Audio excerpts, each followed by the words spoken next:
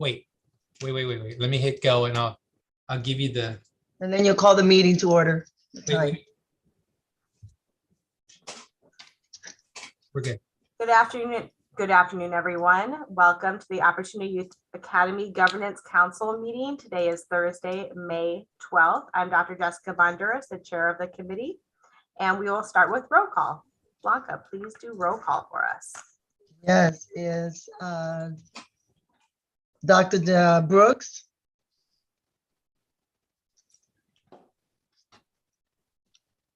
Mr. Derek Clark, Here.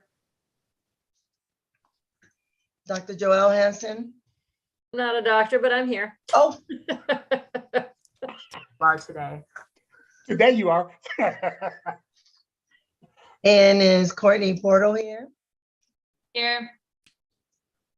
And Dr. Brooks, Here. and then our chairperson, Dr. Bonduras. Present. Thank you, Blanca. Welcome, Damaris. Good to see you. Thank you. Nice to see everyone. So we will then go on to item B, adoption of the agenda. You all received, you have a copy of the agenda. Can I get a motion to adopt the agenda? I motion for adoption of the agenda. Thank you. Have a second? I'll second. Oh, go ahead. Ty. So Dr. Brooks, thank you. Yes. All right, let's move on to public comments, please. Are there any public comments? No public comments at this time, Dr. Bonduras. Thank you. And our next item is the consent action items. So we have the approval of the minutes, and you all received the minutes in your package. A motion for approval of the minutes. I second. Thank you. Seconded by Courtney and Joelle.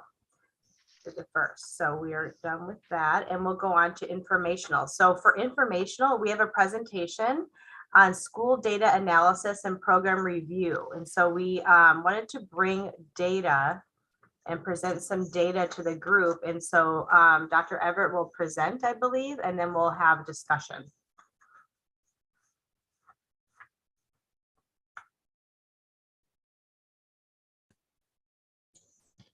Yes, Dr. Everett will present.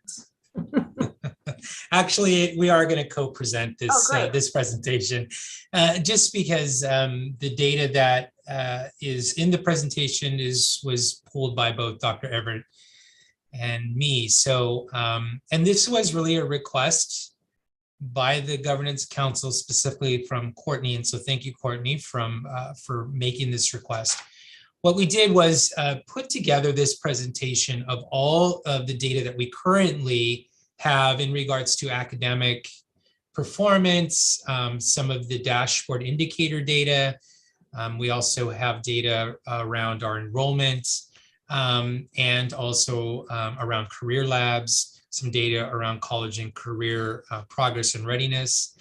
And then what I did was Joelle actually sent an email to us with some questions, and I added a slide to this presentation. It's at the end, so we can also talk about some of those questions that you have.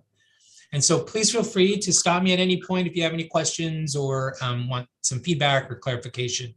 I'm happy to do that, or Dr. Everett can help with that as well. So what I wanted to start off with is this graduate profile. I think we've talked about this in past council meetings. And so I want to just bring this to your attention that we are near complete with this graduate profile. The next step in this process is to present it to staff, community members, students, get some feedback from them as we start completing it or finishing it, so it goes into our mid-year cycle for the WASC visit happening in March. And so I'm going to ask Dr. Everett if you can just give, again, just a real quick summary of how we got to this point. Thank you, Mr. Morales. So this graduate profile with the the competencies, the 4 competency areas that you see listed here, was actually the work that was generated from October, I believe, of 2020. So this work originated at that point from staff who were working in different teams to generate the competency areas that they were looking at for students to graduate with from OYA. This year, we put together our WASC leadership team, and they furthered the work that those original teams had done in October of 2020. We worked on this for the spring semester, fall semester, early spring semester, and this was finalized probably about a month ago.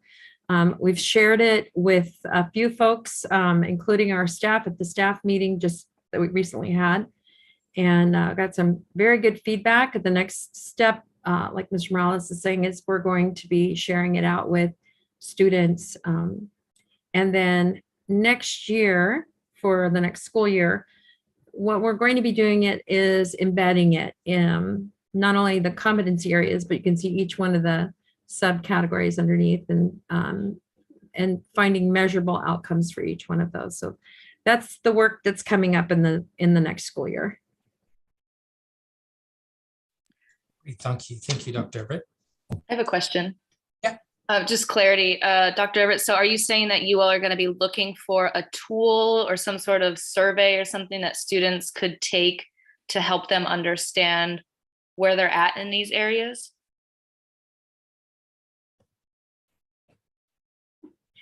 So the graduate profile, what we're wanting is student feedback in looking at each one of not only the competency areas, but those items underneath, to see maybe not so much where they are at, but I'd like to get their input on, do they understand what that might be, and where do they see what they might be able to do to in the curriculum, or working with staff at the sites, or volunteering, where they see themselves falling within these different competency areas, and potentially where we could go with them.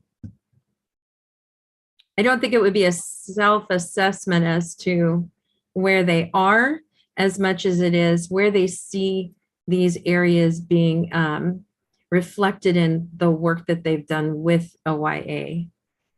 So it's sort of a reflection tool then, and saying like at OYA, I was able to do, by this thing that I did, I was able to use evidence to support claims. Like as an example. So our next steps are to find out with the students, number one, do they, where they see themselves reflected in these competency areas, and then where within OYA have they seen these areas reflected? Because right now, this is an initial graduate profile. We've gotten it to this final draft, and now we're going to put it out for additional feedback from students to refine it if there needs to be any more refinement. And then what we're going to be looking at is, where are these competency areas reflected in the current curriculum, in activities and opportunities that we offer youth, career labs, where can we find each one of these competency areas within our program? And then that's the next step, is how are we going to measure those? So next year is where we're going to get to with the measurement piece. Okay, so are you saying that it's kind of like a working backwards thing? Like, these are things that are important for an OYA student to graduate with, and then we're going to reflect on the different things we offer at OYA, and where there are gaps you would want to try to fill in, where things are missing, or where you are already doing something that meets one of these, you would highlight and say, yes, we do that in this way. Correct. Yes. Okay. Because my understanding of the graduate profile, right, is that a student, when they are walking away from OYA, the profile is like, as a graduate, I can say that I have done these things during my time at OYA. Correct. Okay, thank you. That's Are, helpful. are you weeding this into the slows? Because these look like slows to me for WASP. We've moved away from school-wide learner outcomes. So, and most schools have, they've moved from school-wide learner outcomes to a graduate Graduate profile. Mhm. And this was something that we did bring up in our initial visit. So in our WASC visit, that this was an action item that we wanted, that we actually put in, or we suggested to the WASC team, and they said that's a great suggestion. And so that's why we're moving in this direction. I have another question about this, and it might just be my lack of understanding. But so, how will you, and this is maybe something you'll answer in the next phase, how will you know that every student is walking away with these competencies? Like, because not every student goes through career labs, right? And so like, is the plan to have multiple pathways to achieving these competencies? I think the plan is to maybe use the senior project as a way to showcase the work that they've done and how they've met these competencies in that overall student project plan that they would then present I see. at the end of the year, and something that they would be able to continue to use or take with them as they move on to post-secondary jobs, apprenticeship programs, internships, that profile or project would be that Mhm, kind of mhm. way to measure if they've met these competencies, or where they would house their accomplishments that they've met these. I do have a suggestion, if you wanted to be able to get something more measurable. We piloted a college and career readiness, social emotional learning survey a while back through a collaborative called Direct Connect, and these are very much in line with the SEL competencies that are aligned with success in college and career. And we found that tool to be incredibly useful and insightful. And so it could be, I know students are over surveyed, and it's still really important data to capture. If you wanted to do an at enrollment and at graduation, with this type of survey. And if you want to know more about that, I can share. We have a report, actually, about 10 OYA students back when we did this cross agency collaboration. Yeah, it's a really, really incredible survey. And so happy to talk more offline if that's something you want to explore a little bit more. Yeah, thank you, Courtney. I appreciate that. And we also, Dr. Brooks had a comment about starting them all with action verbs, as many of them are, but making that consistent. Mhm. Wonderful, thank you. Okay.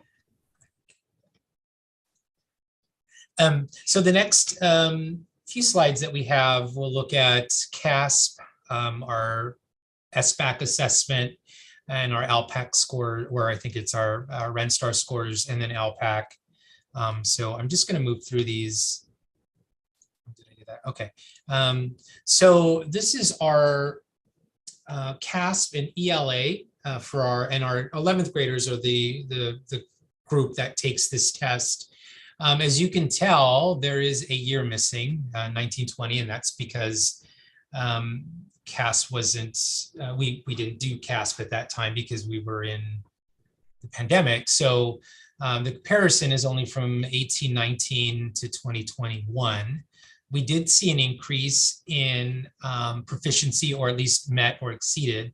However, when you look at, and I'm still actually trying to get the participation numbers for 2021, I do believe that that was a smaller group of students that took that CASP test, whereas in 18-19, it was a larger group.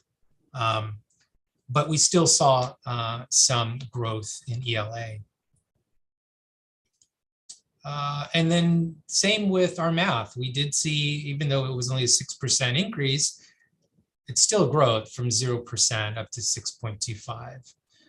We are in the starting the window of testing, which I believe is starting next week. One of the new requirements is to test, well, it's not a new requirement, but there is a penalty, as CDE has called it, if you don't test at 95%. Now, I don't know how they're going to implement that penalty. I don't know how that will work, but we are encouraging our staff, encouraging the students to test. We've come up, and Dr. Everett has done a fantastic job coming up with a schedule for, or a testing schedule to be sure that our students, or at least the 11th graders, are on site testing. We've have asked the staff to not close down sites, but certainly block off the time and try to let students, all the other students, know that they should not be coming in at that particular time, and that to try to, keep another, maybe the rest of the week, if it's Thursday or Friday, open for students to come in and do their schoolwork. So that way we can, again, focus on the tests. We want to get as much participation as we can, and see if we can continue to increase these scores. I'm going to let Dr. Everett talk a little bit about the RenStar reading and math slides, and she has done a great job with pulling this data and monitoring our RenStar assessments. So I'm really excited to present the next two slides, just because we haven't been able to capture this data previously. In years past, we may have had once or twice or maybe 3 times during the year. However, this year we had scheduled RenStar assessment dates on the calendar. It was 1 week, and there were 4 assessment dates, so the periods of time that staff were to assess students. So they did a really great job, and we were able to capture, which is what we really wanted. And this data also was important to the individual learning plan meeting that the staff would then have with the students in the week after they gave the RenStar to the students. So this is the reading. So one of the things that we noticed about the reading was that there was a little bit of growth. So it was some aha moments about the reading, specifically in grade 12 during September. So in July, it was fairly high. And then in September, it bumped up even more. But then in October and March, it came back down for the 12th graders. So that we've had a little bit of discussion around it, but as we gather more data, just wanting to see if that was a trend for the 12th graders. A lot of times we have a cohort that graduates in December. Was that why, we had our graduating seniors testing high? So just if this reading data, in comparison to the next slide, which is the math data, if I could go to that next slide, you'll see a significant difference. So grade 9, if you'll notice on the left-hand side, that's the grade level axis, and the grades, the grade level, and then the average is the 5th column there, the 5th set of data, I should say. But this is a nice upward trend over the course of the grade levels. And if you'll notice that the grade 12 is actually testing out mid to upper level 8th grade. So they're getting close to that 9th grade skill set. And it trends up in all of the grades. So from grade 9 all the way through grade 12, you can see that there's an upward trend. with their progression. Whereas with the reading score, we're really not seeing that. And that's just one of the things that we're going to be looking at a little bit closer next year. Why those reading scores are not trending up. Well, and it kind of explains it explains the score, the math score of met or exceeding the CASP in 11th grade, which is 11th grade math up to algebra 2, when your 11th graders are averaging 7th grade. So they're 4 grade levels below what's being tested at the state CASP testing. So that it just shows, and it's indicative, it shows that there's a correlation. Thanks, Joelle. And Courtney, I see your hand up. Yeah, I need some help understanding the data a little bit. Is this a like a snapshot of all your students? Yes. Okay. Is it possible with the RenStar data to like follow individual students over the years to see individual growth or progress, or is Yeah. that what this is showing? So this is showing the whole cohort, the whole 9th grade cohort of students at OYA. Uh-huh. Yes, you can pull one single student and look at their data. Absolutely. Okay. Just curious. Thank you. Yeah, which is why it's important. And to your point, though, Courtney, our teachers use the data in the way that you just asked that question, is that they use it at LPAC or at ILP. So at the quarter meetings, which happens after students take the RenStar, it happens the week after, they are able to pull that data at every quarter and work with that student, see what kind of progress they made from quarter to quarter. Because we've been doing that all this year, it's been really great to see kind of the discussion, or at least from the comments that we're getting from students, that they are feeling supported, that they begin to see the importance of this work, or at least that assessment, and they are seeing the progress. And having that individual discussion with the teacher has been very helpful for them. And one layer we've added in this year is with our students that are English learners, the reading domain conversation that's being had with students based on their RenStar scores prior to the LPAC assessment, which was last month. They were able to have those conversations in those ILP quarterly meetings as well.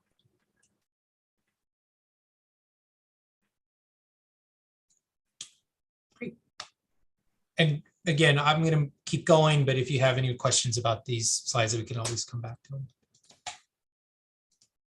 Our LPAC, we are seeing, again, growth even in our LPAC, and that seems to be from not last year, but the year prior and the year prior to that. We continue to see proficiency, both in this is just overall, but just in the well-developed and then the moderately developed, which is our level 4 and 3, we're seeing progress, proficiency rates go up. So this is just again, a great increase for our LPAC students. And what we're doing now, we're sharing this information, as we do, not now, but we share this information with all of the students and with the teachers. And we also make sure to tell the teachers that the local assessment to reclass some of these students is the RenStar. So, they're seeing the value, again, seeing the value of that RenStar reading level in math is really important. I have a question about the LPAC, Phil. Yeah. So, it's required that we test English language learners who speak a second language on LPAC, and you have a 22.22% proficient, but that just means that those students that are being tested are 22.22% or 22% proficient. It's not indicative of growth, correct? Because we're not talking about the same, you know what I'm saying? Like, it depends on how you get the students there at whatever level they are in proficiency. So LPAC is it's hard for your students to show growth because you don't have them for 4 years. So I just wanted to clarify that for everybody, that it's not, It just depends on who you get that year, I guess is what I'm trying to say. It does. And I would like to make a comment on that. Last year during the 2021 testing period, we tested 19 students out of our near 70. And this year so far, we've tested about 66, 67%. So we've tested close to 40, I think 45, maybe 40 of our students. So we've doubled that number. The teachers, our closeout date is May 31st for the LPAC. So they're still trying to, they're almost done with a good number more. And so we're targeting 100% of the students to be assessed this year. But they're working on it. We've got 2 more weeks before that window closes. But already we've tested 50% more. So if we can do that year over year, our data will truly reflect how our ability to help students grow.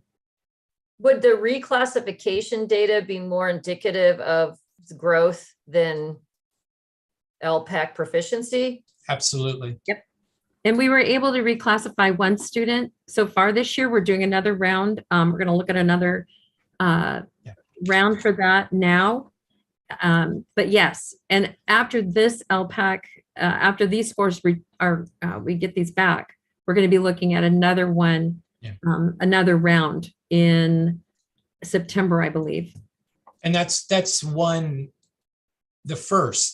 first in the entire time of OYA. So that, again, it's one, but it's good growth, right? Yeah, I think it's important to also point out for reclassification, this is one data point in the package deal of reclassification, right? And so I think they're both super important. Yeah, that's correct. Thank you for pointing that out, Dr. Banduras. And that's why emphasizing the RENSTAR as a local, measure that we use, our local indicator. So we've been talking to the teachers about that. And so I think they're starting to see the value of the RENSTAR.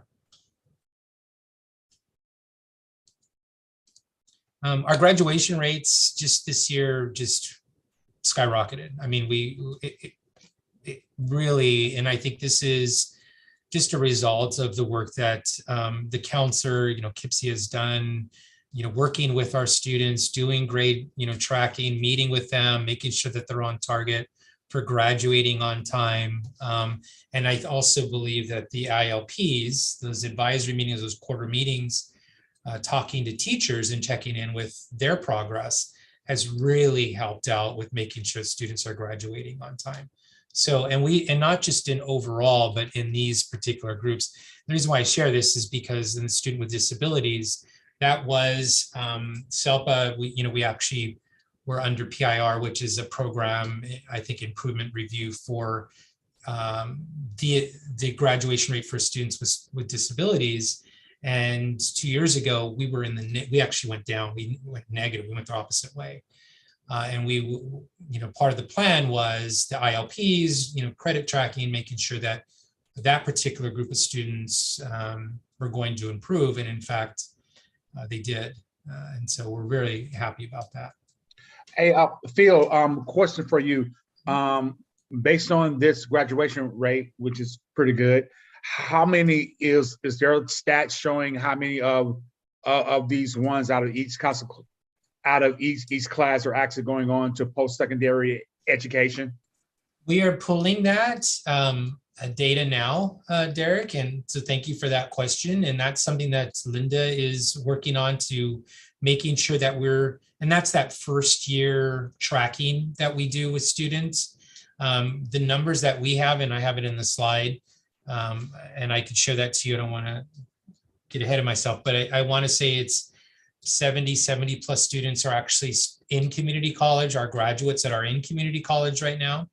And so that number continues to grow from year to year. And so in terms of, are they getting jobs, or are they going into an internship or apprenticeship? We don't have that information. I think for right now, they're all going into or continuing in community college. Majority of those students started with either due enrollment or, but for the most part, they're staying in community college. Do you have access to National Clearinghouse data? Because that'll show you who stays and who moves on to 4-year. I don't. Okay. I know it costs, sorry. Mhm. That I didn't want to say it, but yeah. Our career labs, and this is again something that we piloted years ago. I don't remember when we did this, Courtney, but it was, I think, 3 or 4 years ago. And so, Dr. Everett, do you want to talk a little bit about this slide? Absolutely. So we started off career labs, 2 sessions in the fall, 2 sessions in the spring. We just finished our spring, or our second spring cohort. And I believe we might have some data on that, but it's not included on this slide. So in October, we had the blue are those that initially not only signed up, but started. And then the green is the completers. So what we noticed, the trend that we had in the fall, was that we had several students that didn't complete. For whatever reason, they weren't able to complete. And when we went back and we looked at it, and we looked at the survey, it was indicating to us that the students didn't really those students that didn't complete didn't really understand what was required of them. And so we did a little bit of work with the team, the navigators, and with the Year Up trainer. And what we decided to do was a pre-workshop workshop. So the navigators took the students through a little PowerPoint presentation, just acquainting them with not only the requirements, but the norms, everything that they would need to be successful, the expectations within career labs. And then the navigators also had the students bring in their devices, kind of to show them, okay, this is how you, even though they've been in Zoom meetings, they were really wanting to make sure that they, that not only did they know how to get into the Zoom meeting, but that their devices were working and that they were able to successfully maneuver into a breakout room. And you can see in the March was our first time we did the pre-meeting with them, and we only lost 1 student. So we're thinking that that's a great model. We're moving forward with it. There are still little tweaks based on this last cohort that we're going to do, but overall, this last cohort, I think it was a smaller cohort, but I think we ended up with maybe 13 students that actually completed. Our target was 80 for the year. So, we didn't hit 80, but we got a lot closer than in years past. So we were happy with that number that we've ended with our completers. Is the career labs now, is it being used for like vocational, like career training, or is there like a back end to it where young people coming out there actually getting livable wage jobs? So there are some connections that can be made if students are interested, but it is really a work skills workshop. So you're moving through the 2 weeks, the 40 hours of training within the session, but then they also have their tailored time, which is a platform. Tailor is a platform that they do additional like online work that references the work that they've done in their session. But at this time, the ideal situation would be at the end of career labs, we would have them go through mock interviews with actual organizations that are looking to hire youth. Because of COVID, that has not been possible at this time, but we are really wanting to bring that back. And we're looking at that through our work-based learning lens, some of the work that we're going to be doing next year. If you guys are not connected to them, two that would be pretty good is San Jose Manufacturing. They would be very, very good to kind of hook up with, and also with Job Train. It's another one, because that way right there they can build your back end for you without you having to recruit like employees or kind of do that work. You can just kind of bring them on like as partners. Thank you for that suggestion. Has the Career Labs folks from Europe been connected to the Connect Ed conversation at all?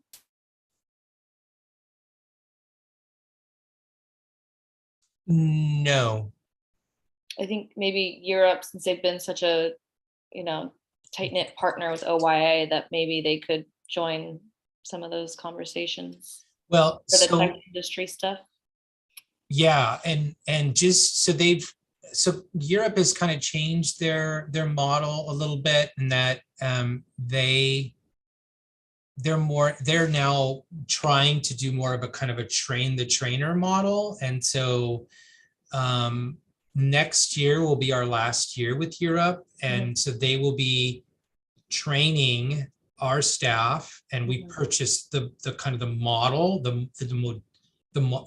what are they called? Curriculum? Yeah, I guess you could say the The curriculum. modules. The modules, Modules. thank you. So we purchased the modules so that what will happen is Europe will kind of pull out, Yeah. and then we will then take it over. And so, but yeah, I think it's important, and we could certainly, as we still have them, include them in some of those discussions with Connect Ed. Yeah, that's a great idea.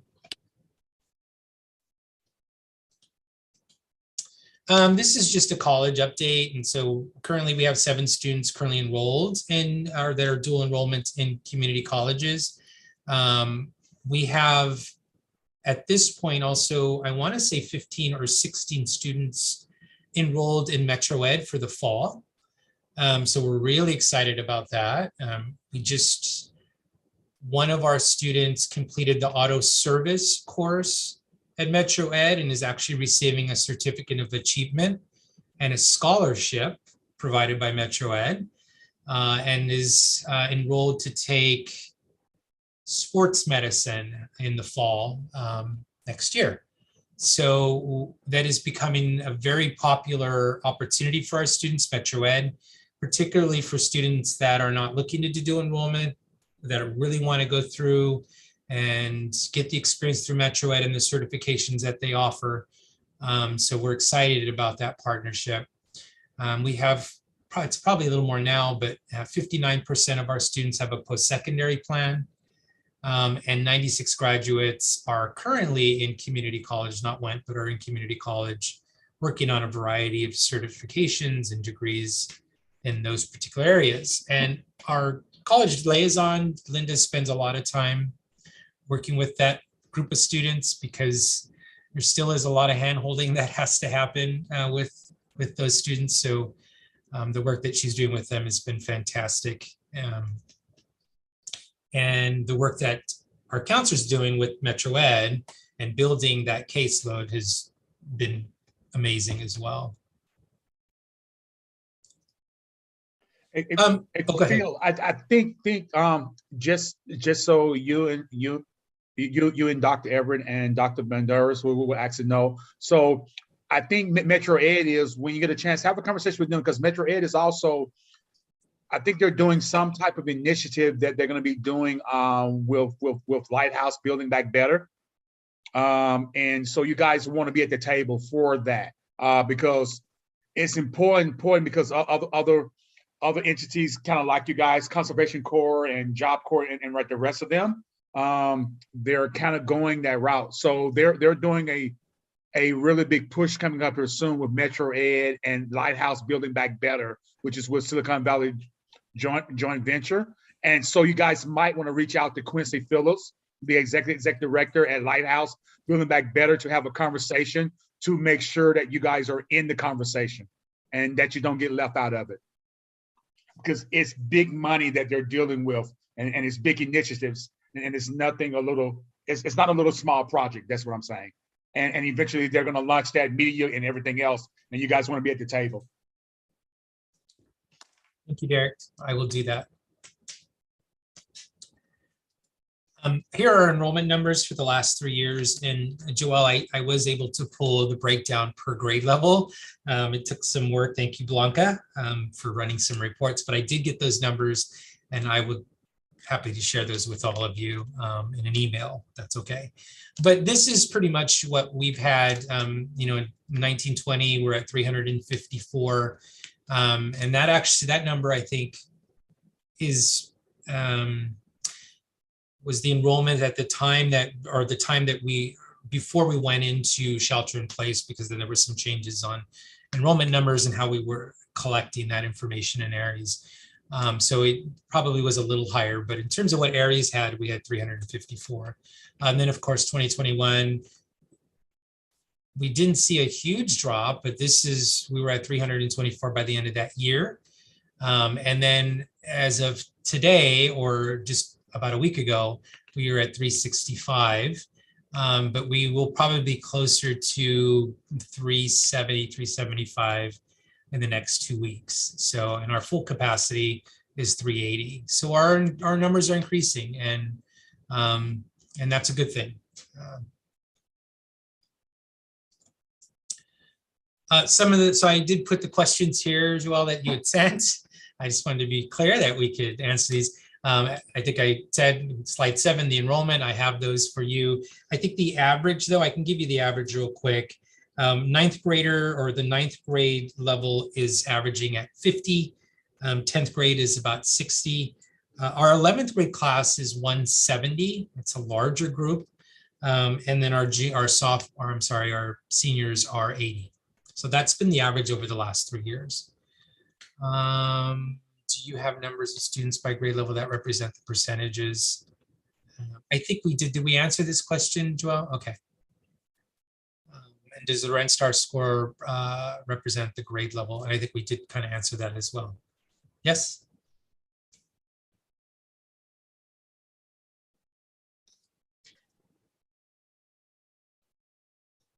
Yep.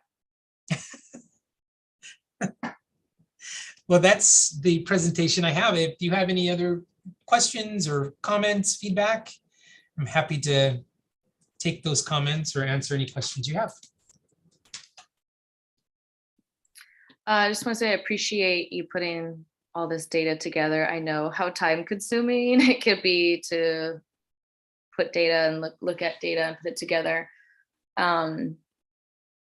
And so thinking about my original request and the purpose behind that, and just wondering, as a group, what sort of impact we're having at OYA at a student level.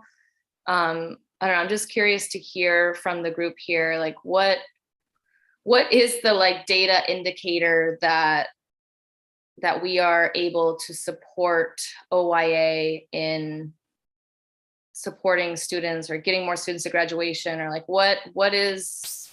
how do we know that we are helping you do your job, I guess?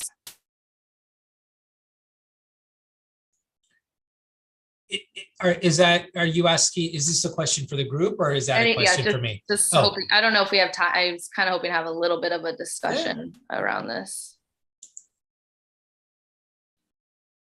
Today, in particular, Courtney, I appreciate your offer of the survey for the grab that might work with the grab profile. I didn't have anything out there that I was looking at, so I really appreciate that. I also appreciated Derek's comment about Metro Ed and their partnership with Lighthouse, Build Back Better, and giving us a contact name. I'm going to be following up on that. And also the San Jose Manufacturing and the Job Train information after Career Labs.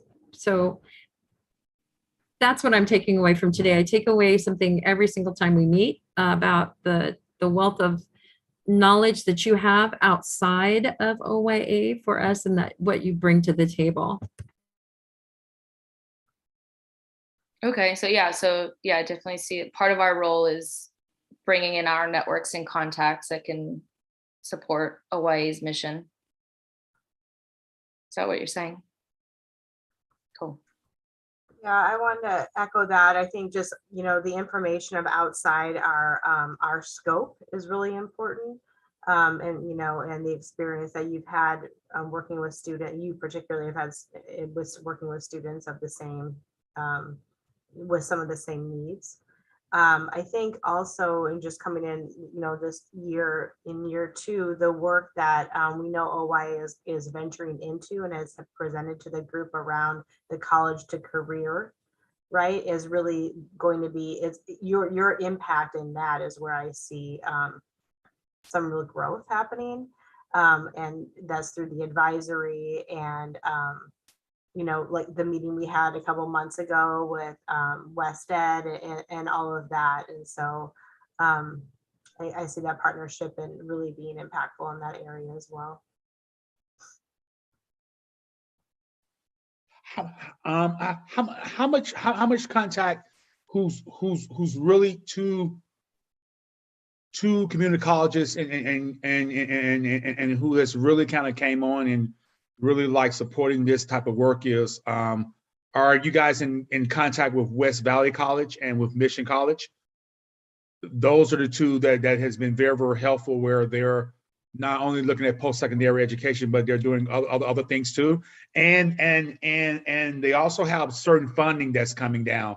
I forgot what the name of it. They gave me the name of it. It was Strong. Strong Workforce. It's the K-16 Strong Workforce Thank you. Initiative Yes, that's yes. coming down from the UC-CSUs. Right. The community colleges are going to be the third party. Right. And you guys want to make sure that OYA is a part of that conversation, and because those conversations are actually being had. Like another one, like a Split Hill, they're really getting involved in a lot of different things. Too, and then like San Jose City College, they're one of their deans, like Renee Alvarez. He's kind of reached out to me because he specifically wants to do something around students, around foster care. Students coming from different places, high schools, coming on this campus around foster care. He hasn't really kind of defined that yet, but yeah, those are just some of the conversations that are, kind of like having like around us, and also funding that's kind of being kind of looked at, like avenues and stuff right there.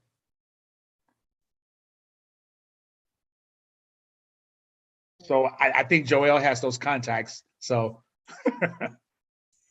Yeah, and I appreciate you saying that, Derek. And what I do want to say that the work that I'm and Catherine are doing with Joelle and her team have been important for me, because it's helping me understand what I need to know in terms of what I'm asking for when I enter those conversations with all of those partners, because it's there's so much opportunity, and you don't know who's offering what. And honestly, I'm not quite sure what I'm asking for. I mean, I know what I'm asking for, but I just don't know who do I ask it from. And so, meeting with Joelle and Dana and having those conversations as we did just this week, and putting together a plan and having, okay, this is how you break down this plan, and the next step to that is, okay, now when you're going to have these conversations with the community colleges, let's think about what the ask is and be specific about it. And it's not just, hey, I want to send you 10 students. How are you going to help them? I mean, that's not a very good ask. I mean, it's a great ask, but you need to be very specific about what you need. And so, yeah, I think to answer your question, Courtney, every single person on this council can help us frame the questions, make the contacts, guide us on what that next step, not just in college, but in the workforce development, which is certainly in Dr. Brooks's wheelhouse, and kind of understanding how do you make those partnerships and those kinds of connections and have those conversations. And then what data should we really be looking for?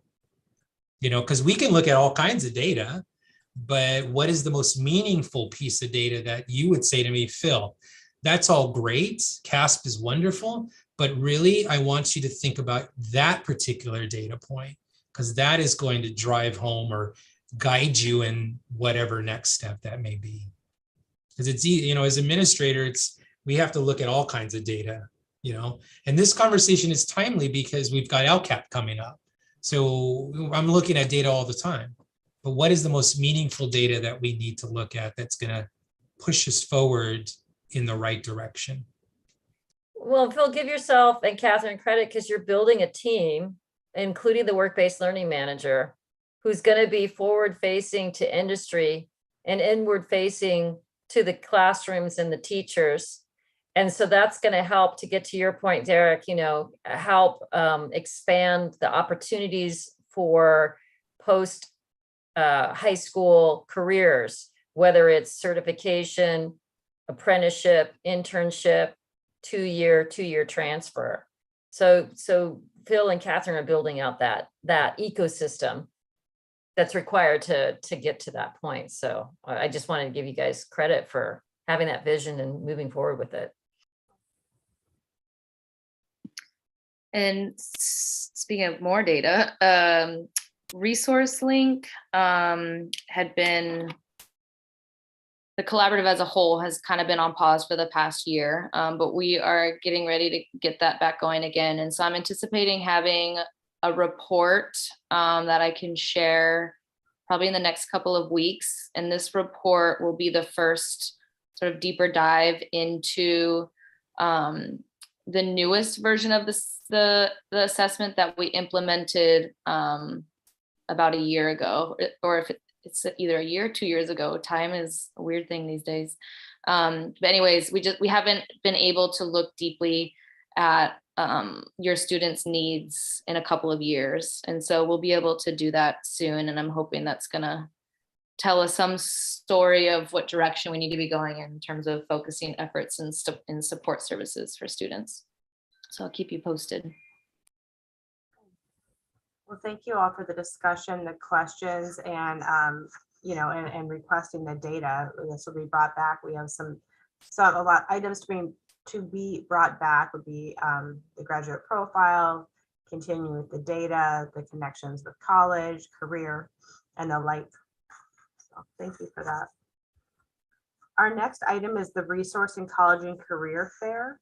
It's an informational item, and there is a flyer attached in the agenda as well. Yes, thank you, Dr. Banduras. And I know we're close to the end of time here, so I'm just going to let Dr. Everett talk a little bit about that right now. We're really excited. In a minute. I know. We're really excited about that. And we extend an invitation to you to join us. It's on June 1st from 10 to 1 here at the Snell location. We have approximately 30 at this point organizations that will be represented, from education to businesses to resource organizations in the community to our military branches being here. Just a lot of information that students will be brought in. We're transporting them here in our vans, and some of the sites are actually going to close down during that time so they can bring the students here, and the staff will be here. We're expecting an amazing day. So if you have the time, you are more than welcome to come. Thanks, Catherine. Yeah, and county office, SCCOE will be here, and Dr. Dewan is going to make a visit as well. So we're excited to have them, at least the SCCOE employment. So they're going to do some recruiting, is what I meant to say. And Dr. Dewan will be here as well. I'll be there too. And Dr. Banduras. Whole family. Our last item is adjournment, but part of this item is about an additional meeting we'd like to have on May 25th. And Director Morales, I'll let you speak to the why behind that meeting. So the why is to review the LCAP and provide an opportunity for this group to provide some feedback and questions around the LCAP. The majority of the data that we went through today is what is also in the LCAP and what will be presented on March 25th. but we will look at some other data points as well and do the budget overview for parents. So you'll have an opportunity to look at that. But I wanted to make sure that we were able to do May 25th because the public hearing for the LCAP is on June 2nd. So we'll send out an invite. You'll send out an invite for that, and hopefully we can all make it, even if it's for an abbreviated time. Great. Okay, everyone. Motion to adjourn. Motion to adjourn. I second. All right. Thank you all. Thank Have a you. wonderful All right, evening. guys. Enjoy. Bye. Bye. Bye.